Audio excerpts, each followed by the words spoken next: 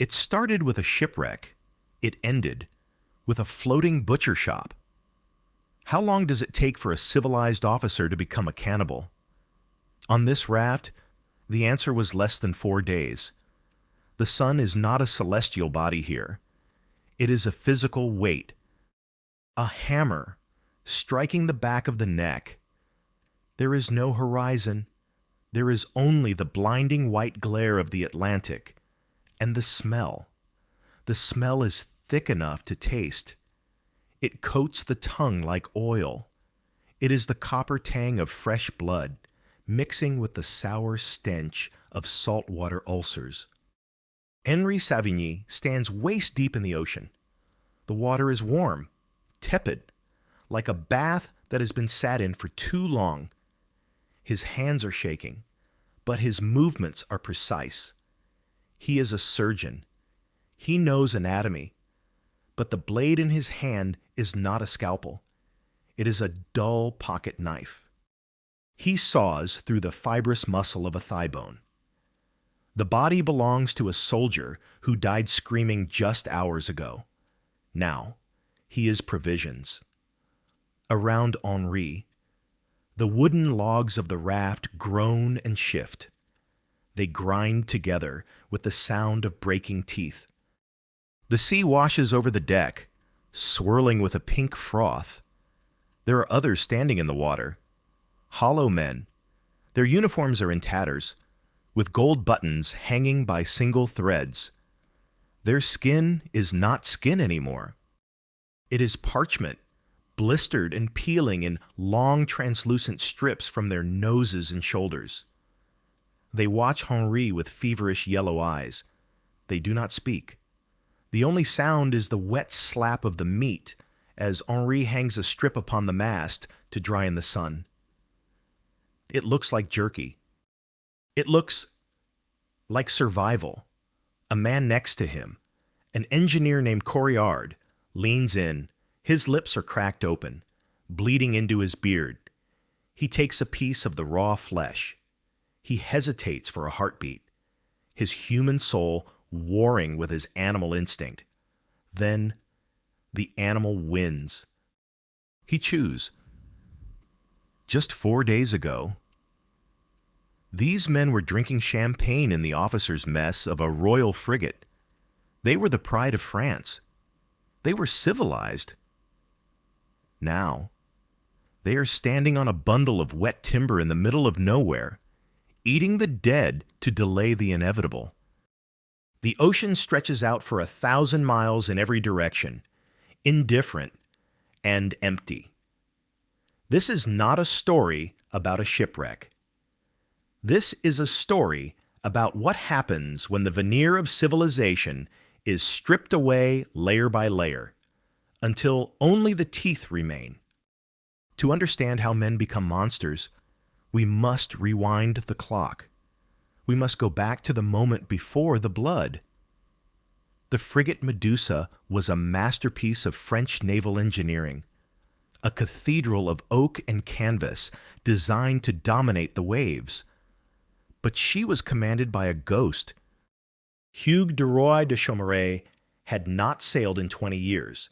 He was an aristocrat, not a sailor, a relic of the old monarchy returned to power by political favor. On July 2nd, 1816, the ocean punished his arrogance. The weather was fine. The water was deceptively calm. But the Medusa slammed into the Argon bank with a violence that threw men from their bunks and shattered the china in the captain's quarters. The hull screamed. Sand is harder than stone when you hit it at full speed. The ship groaned and settled into the seabed like a dying whale. The pumps failed. The keel broke. Then came the arithmetic of the damned. There were 400 souls on board. The lifeboats could carry 250. Simple subtraction left 150 people with a death sentence. Desperation is a poor architect. The crew took the masts and the spars. They lashed them together with thick hemp ropes. They called it La Machine. The machine. It was a diamond shape, roughly 20 meters long and 7 meters wide. It looked sturdy on the deck of the broken ship. But physics is a cruel mistress. When the 147 soldiers and sailors stepped onto the raft, it did not float. It succumbed. The sheer weight of the bodies pushed the timber down until the ocean rushed over their feet.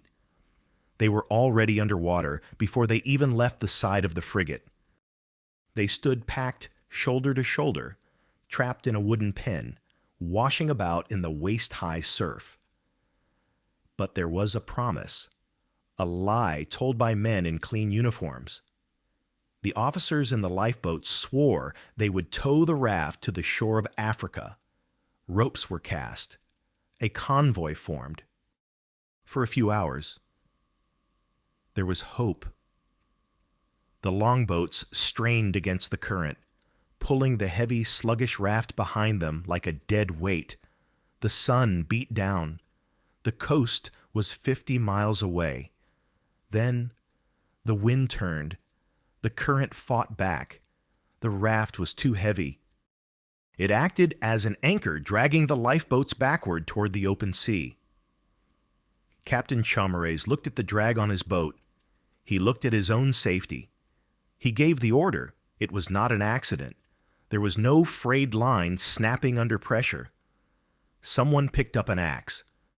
Someone raised it high against the blue sky. The sunlight caught the blade. Someone brought it down. The heavy rope fell into the water like a dead snake. On the raft, the men cheered. They waved their hats.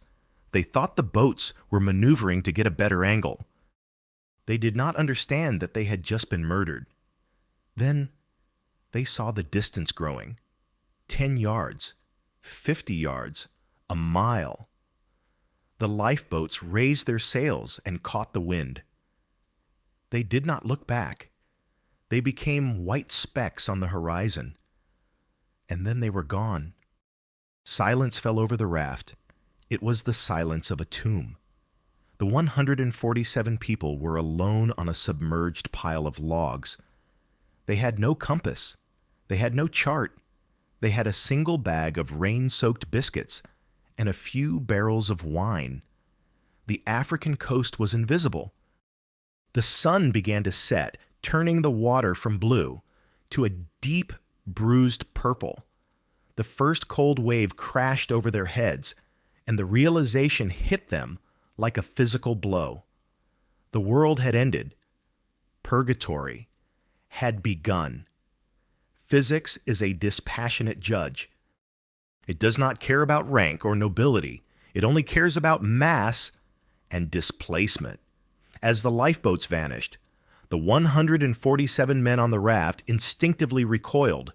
They surged toward the center of the platform, seeking safety in numbers. It was a fatal mistake. The weight concentrated in the middle, and the raft bowed under the pressure. The ocean rushed in. The water rose to their knees, and then to their waists. They were not floating on the sea. They were submerged in it. The sensation was immediate and claustrophobic. Men gasped as the cold Atlantic seized their groins and stomachs. They held their possessions high above their heads, but it was futile. The barrel of biscuits, the only solid food they possessed, was breached. The salt water flooded the container, turning the dry bread into a gray, inedible paste. A few desperate hands scooped up the mush, trying to swallow the brine and flour mix, but it only burned their throats. The food was gone before the first meal could be served. Then the sun died. Night on the open ocean does not fall gently. It crashes down like a heavy curtain. The horizon vanished. The distinction between the black water and the black sky dissolved, leaving them suspended in an infinite void. And then the wind began to howl. The ocean woke up. Great swells rolled in from the north, lifting the heavy timber frame and dropping it into the troughs with bone-jarring force. This was when the true nature of the raft revealed itself. It was not a solid floor. It was a collection of masts and spars lashed together with ropes that stretched and slackened with every wave. The raft breathed. As a wave lifted the structure, the logs would separate, opening gaps the size of a man's leg. When the raft crashed back down, the logs slammed shut with the force of a hydraulic press. In the pitch blackness, screams began to tear through the roar of the wind. Men slipped. Their feet slid into the momentary gaps between the timbers. Then the ocean heaved, and the logs snapped together. Tibias shattered. Ankles were pulverized. The raft became a grinding machine, a wooden mouth, chewing on the lower limbs of its passengers. Panic is contagious. It spreads faster than fire. The men in the center pushed outward to escape the crushing logs, while the men on the edges pushed inward to avoid falling into the abyss. It was a riot in a phone booth. The stronger trampled the weaker. Boots stomped on faces. Those who fell into the water between the spars were not pulled back up. They were pushed down by the weight of the boots above them, until their lungs filled with salt, and they sank into the dark. For some, the terror was too absolute. They looked at the chaos around them, the screaming darkness, and the crushing timber, and they made a choice. It was the first surrender. A soldier quietly unbuckled his sword. He did not scream. He did not fight. He simply slid off the edge of the raft and let the current take him. Then another followed, and another. They chose the silence of the deep, over the hell of the surface. By the time the gray light of dawn touched the water, the population of the raft had thinned. The storm had taken its tithe. Bodies were tangled in the ropes. Their limbs twisted at unnatural angles. The survivors stood shivering in the morning mist, their skin already bleaching white from the immersion. They looked at the empty spaces where their comrades had stood. They looked at the bloody water swirling around their knees. They realized that the ocean was not their only enemy. The man standing next to them was now a competitor for the only thing that mattered: space and life. The first blood had been spilled, and the sharks began to circle. The second night did not bring sleep. It brought the end of reason. The human mind is a fragile vessel, and when it is subjected to 48 hours of terror, dehydration, and saltwater immersion, it cracks. The soldiers opened the wine barrels.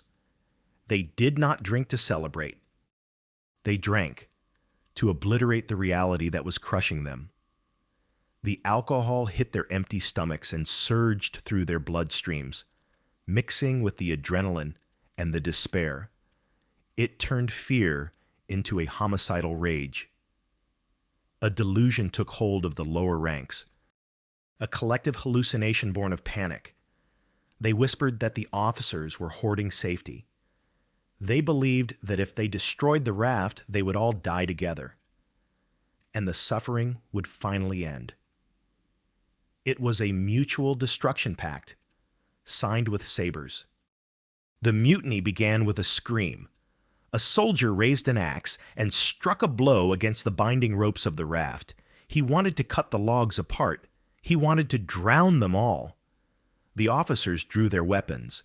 What followed was not a battle. It was a spasm of violence in a dark, watery pit. Imagine a knife fight in a flooded cellar where the lights have been smashed. The moon was hidden behind storm clouds, leaving the raft in total darkness. The only illumination came from the sparks of steel clashing against steel, and the white foam of the churning water. Men grappled in the surf. They bit each other as ears and noses. They gouged eyes. The water on the deck ceased to be seawater. It became a thick, warm soup of blood and urine. General fighting is chaotic, but this was a nightmare. The officers formed a defensive square around the mast, the only high ground on the platform. They had carbines, but the powder was wet. They used them as clubs. They smashed the skulls of the mutineers who charged them. Bodies fell and did not rise. The wounded were trampled underfoot, drowning in the shallow, bloody water. The screams of the dying merged with the roar of the wind, creating a symphony of pure madness. There was no strategy here. There was only the primal urge to kill the thing that was moving in front of you. By the time the sun rose on the third day, the fury had burned itself out.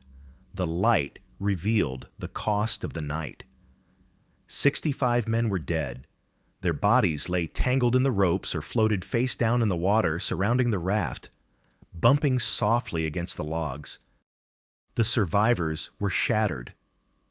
They were cut, bruised, and trembling from exhaustion.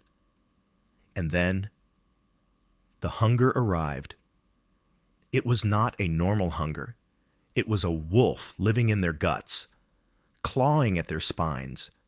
They had not eaten in days. The wine had soured in their stomachs, leaving them retching and hollow. They looked at the sea, but there were no fish. They looked at the sky, but there were no birds. Then they looked at the deck. The raft was covered in meat. It started with a whisper, a taboo broken by necessity. Someone knelt beside a corpse. It was likely a man they had spoken to just days before, a man whose name they knew. But now, he was just protein. A knife appeared. It was a dull blade, but it was sharp enough to slice through the sodden uniform and into the muscle of the thigh. The skin parted. The red meat was exposed. There was no fire to cook it. The wood was wet, and matches were a fantasy. The first man brought the raw, dripping strip to his lips. He did not vomit. He chewed. The others watched him.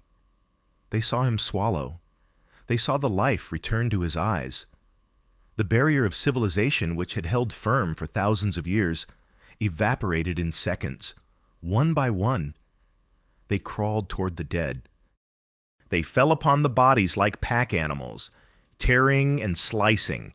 They ate the hearts. They ate the livers. They hung strips of human flesh on the mast to dry in the sun, transforming their vessel into a floating butcher shop. They were no longer soldiers or sailors. They were something else entirely. They were alive. By the sixth day, the chaos had receded. The screaming had stopped. The mutiny had burned itself out, leaving behind a silence that was heavier than the storm. The raft bobbed gently on the swells. It was lighter now. The population had been pruned by the saber in the sea. But for the survivors, a new terror was emerging. It was the terror of arithmetic. There were 27 people left breathing on the timber platform, but the wine was running out. The barrels were light. The liquid sloshed hollowly at the bottom, a reminder that their time was measured in sips. Henri Savigny looked at the group. He looked with the cold, detached eyes of a surgeon performing triage in a field hospital. He saw two distinct groups. On one side stood the strong.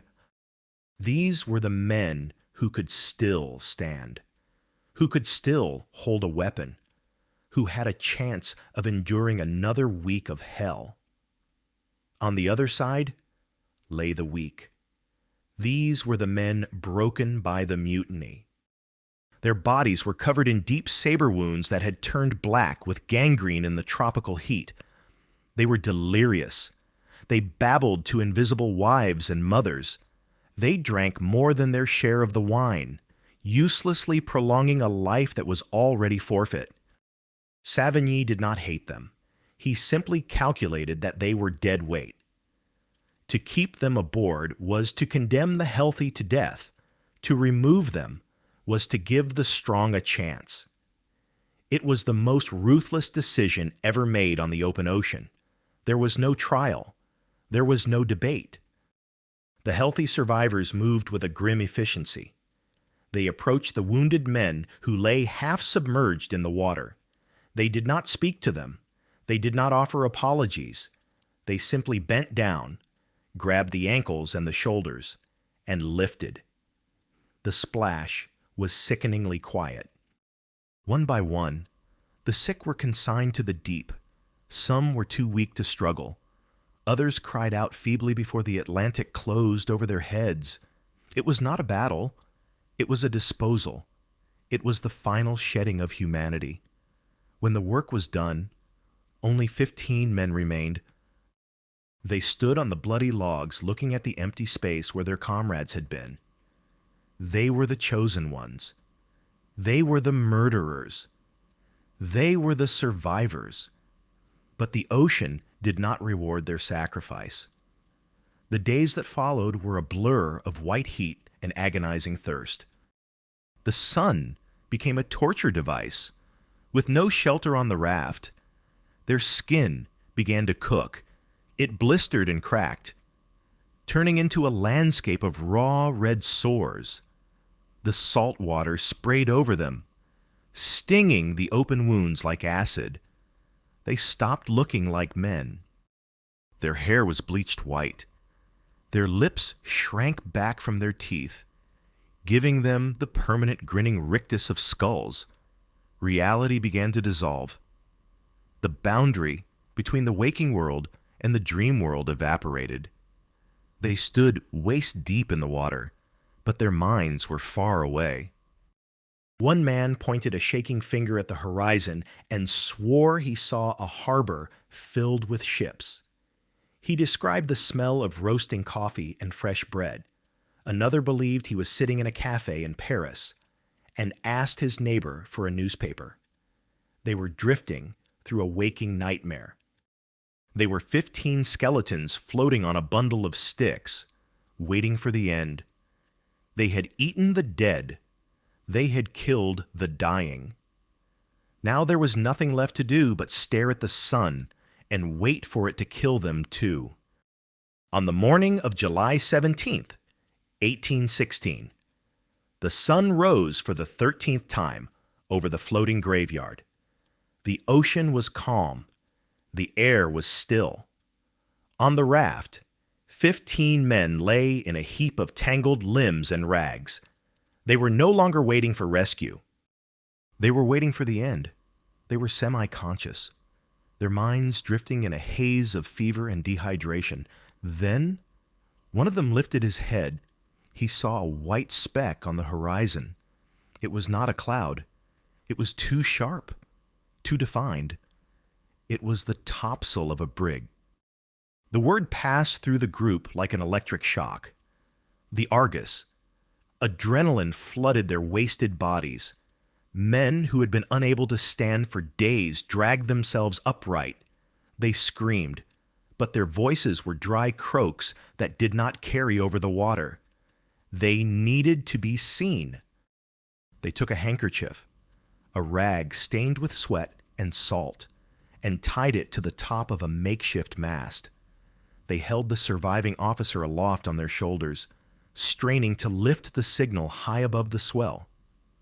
They watched the white sail. They prayed to a god they had thought had abandoned them, and then the ship turned away. The Argus tacked and began to sail toward the east. The white speck grew smaller. It began to dissolve into the heat haze. On the raft, the silence that followed was heavier than death. This was the final cruelty, to be shown salvation, only to have it snatched away. They collapsed.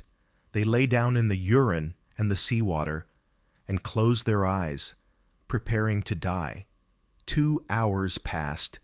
The sun reached its zenith, burning down on their exposed skin. Then came a sound. It was the snap of canvas in the wind. They opened their eyes. The Argus was there. It was immense, towering over them like a wooden mountain. It had doubled back. The ship was less than a pistol shot away. The crew of the brig lined the railing, looking down at the object they had found. They did not cheer. They recoiled. The smell hit them first. It was a physical wall of stench, a mixture of rotting kelp, drying human blood, and gangrenous flesh. The sailors on the Argus covered their mouths and noses. They looked at the raft and they wept. They did not see men. They saw 15 hollowed-out husks. The survivors were skeletal. Their skin burned black, their eyes wild and sunken. They were covered in sores. The raft itself was a horror show. Scattered around the feet of the living were the strips of human meat still drying on the mast, the provisions for a voyage that was now over. The rescue was clumsy and gentle. Strong hands lifted the brittle bodies from the raft and carried them up to the deck of the ship. They were given water. They were given soup. But for some, it was too late. The human body has its limits. 5 of the 15 survivors could not process the food. Their stomachs shrank, and ruined by 13 days of starvation, rejected the nourishment. They died within days of being pulled from the water, killed by the very recovery they had prayed for. Only 10 men truly survived the raft of the Medusa. They returned to a France that did not want them. The monarchy tried to bury the story. They wanted to hide the incompetence of the captain and the brutality of the abandonment.